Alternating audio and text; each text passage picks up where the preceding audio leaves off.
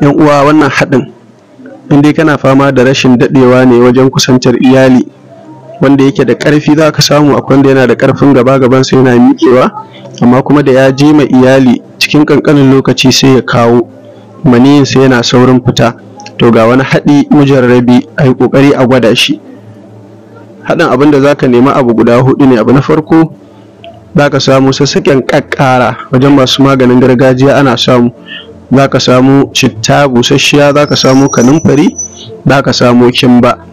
Yanda ake haɗa su, in ka samu ƙaƙƙara za a dake, in ta zama gari sai a ɗebi babban cokali guda huɗu, sai a samu citta da kimba da kanumfari daidai gwargwado, sai a haɗa da wannan sassaƙen garin sassaƙen nan, sai a dake su, sai a rika ɗiban ƙaramin cokali ana sha a ruwan zafi ko a ruwan shayi ba madara tsawon kwana 7.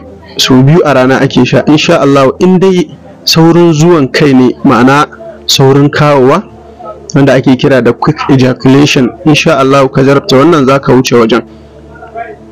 Za ka daɗe maniyin ba zai fito ba, kuma yana ƙara nishaɗi da jin daɗi a lokacin kusantar iyali.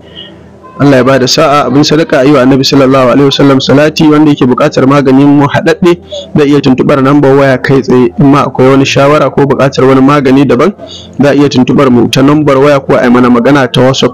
Wassalamu alaikum wa rahmatullahi ta'ala